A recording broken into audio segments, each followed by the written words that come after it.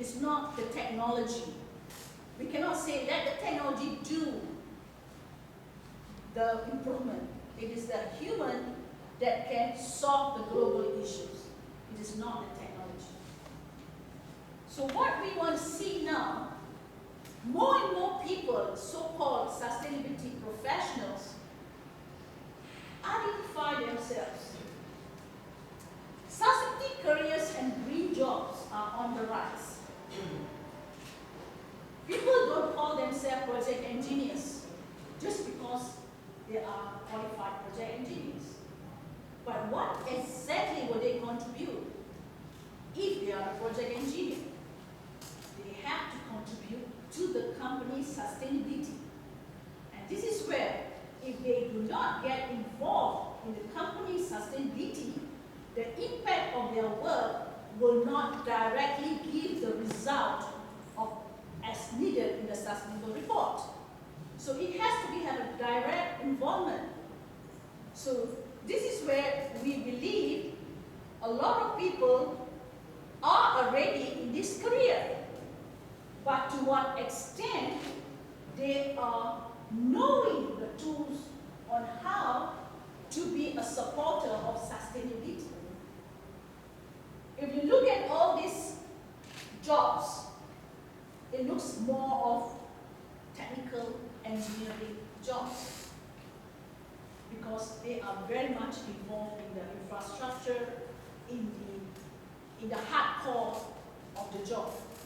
Be it mining, be it forest, be it scientists, be it energy, be it oil and gas, solar, water.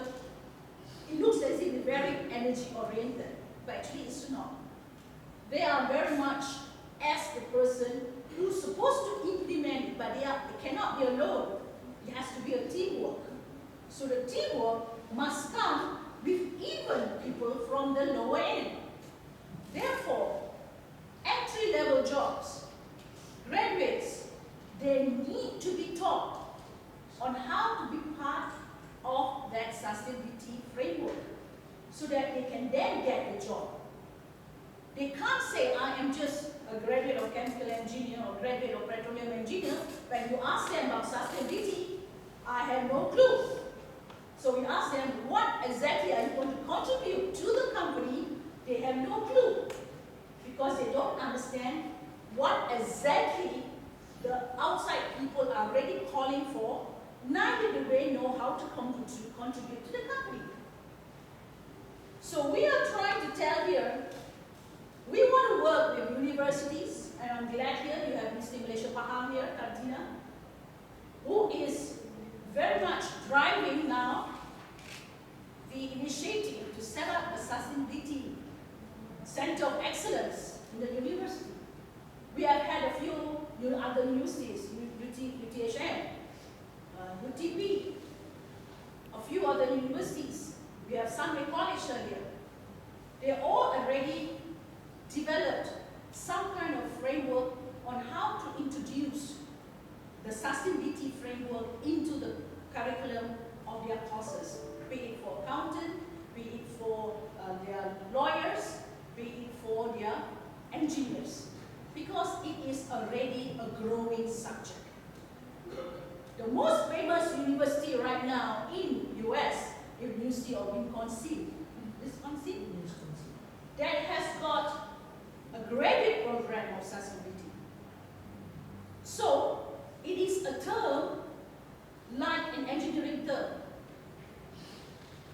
But sustainability cut across all industry. This is just not one industry. It cut across. So it is something that every faculty need to have, not just one faculty. It cannot just be working in silo. So what we want to see, people who are looking for jobs, and if they know how to angle their resume or their CV, tailoring towards the need of the future industry, the demand, they should understand that their contribution should be towards adopting a framework that is in line with sustainability. Then they have a better angle of getting a job. So, be it environmental specialists, environmental scientists, chemists, urban planner, transportation specialists, project manager, environmental manager, procurement officer, policy analyst, business analyst, it doesn't say anything about engineering as compared to the earlier list that I gave to you. This gives you a better understanding that it is a management field that brings in the reporting of sustainability, which is people thought is more engineering. It is all the work has been done by engineers. It comes to the excavation, mining, engineering, oil and gas. When it comes to the reporting, it always takes the top management or the middle management to come and report. And these are the people who are not in the field. If they are in the back end or in the office, they should be having the element of sustainability framework for them to help prepare the report.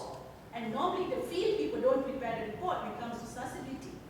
It is the management that gives the report. The data comes from the field, but when it comes to the analysts, when it comes to the reporting for stakeholders, it has to be from the management. So why do companies need professionals? And this is where I think a lot of the countries like US, they already established an international society of sustainable professionals. And the number is growing. And you can see the members are of different industry: manufacturing, retail, technology, biotech, utilities, consultant, NGOs, public agencies, government. You can see that the sustainable professionals are not related to only one industry. Categories. So, application of that sustainability framework doesn't define each industry. It goes across. So what we want to share with you, that companies, they have to change their profile of reporting if they are really serious about sustainability development, about making people become more supportive towards caring. A lot of people have got the word corporate responsibilities, and they have a KPI for that. But how do they make it as something that should be put in a profile? So this is where is the trick, or this is where the difficult part is, because of this interdisciplinary element that is inside sustainability. It is just not reporting about accounting or finance or element of medical. It reports about areas of how you consciously across discipline identify and aware the associated element of environment and human health that impact along with the supply chain from the raw materials to the final product. It is the product and the process that you have tried to work in the company, and how you embedded the element of the people, planet, and profit in that reporting that gives you the element that we are talking about here, the 5 P's, yeah? So, and how the study of the regulatory and the policy that has already been used as the regulatory element of control, and how you then survive your existence of your product and your process in supporting that element in line with the regulation.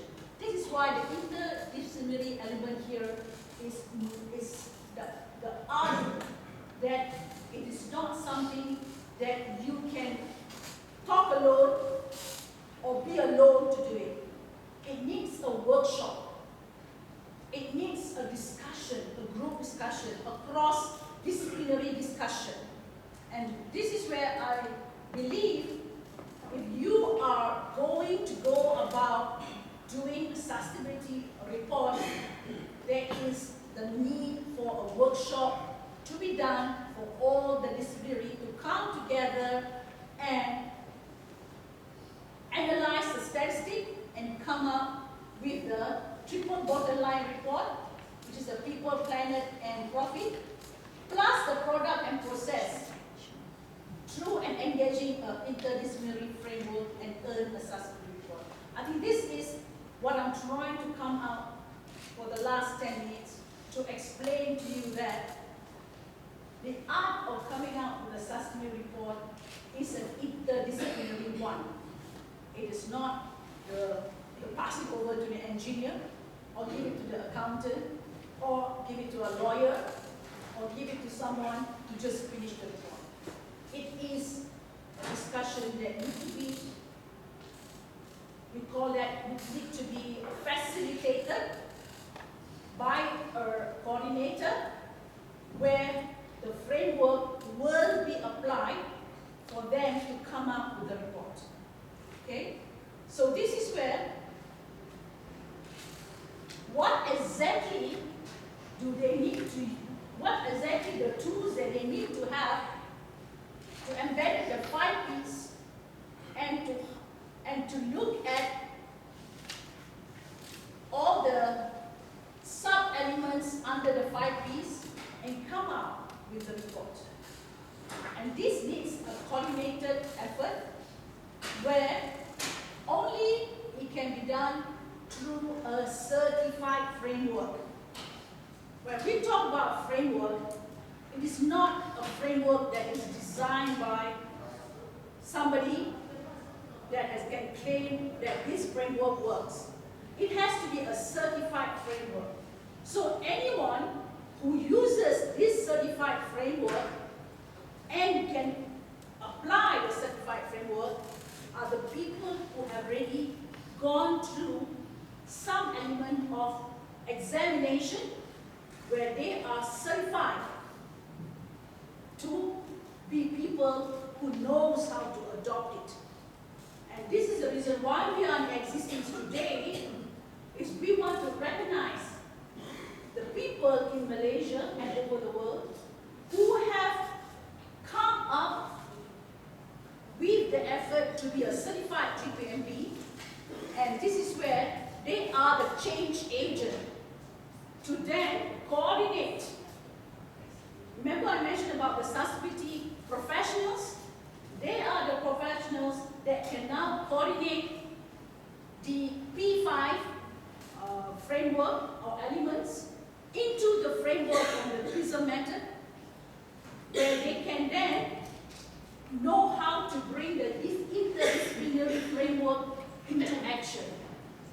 And this is where they can now come out with what they believe to be a sustainable business. It is not something you declare first and then you dissect it. It is something that has to be discussed, and then you come out with the product. And once you come out with the product under the PRISM method, you can then declare the know-how, how to balance the social and the environmental responsibility with your profitability. This know-how is what will bring you the intellectual of the product of your sustainable business. So it is not an art of one person, it's the art of an interdisciplinary group that can come up with it. So a lot of time, people concentrate on renewable energy, green development, food system management, because of agriculture element. So a lot of it, people focus as element on how to create an impact for sustainability. So why we want to now, because we as a person who has been recruiting a lot of people, we have seen a lot of time, at least now for this year, 3 times, sustainable engineers has come to our knowledge. That people are looking for engineers who can understand about sustainability. And do you think there are many out there? There are people looking, the demand is there, the supply is still not there. So, graduates or companies who wants to hire professionals on sustainability has to have a special resume for it. So to me, if anybody wants to declare they are a sustainability professional, you must know how to separate your resume into another format, 2 or 3 format, where one is for sustainability and the other one may be for the other type of professions that you're aiming for. Then only you can then create the niche of your strength when you have the element of sustainability. We talk about sustainability businesses now. There are so many examples. People, for one that I know, is sustainable build homes. A lot of time, people are trying to sell the business of the people who are selling sustainable homes. You can see now a lot of real estate developers. Yeah, they are selling more, saying sustainable homes, because they look at the raw materials of the building materials, they look at the land, they look at the sanitation, they look at the water pollution, they look at elements. And it is a product which is on high reality check. People do buy for it. So more and more innovators, architects and so ever are trying to come up with better sustainable homes. And then there's also sustainable house, and we have efficient housing, many terms related to the housing that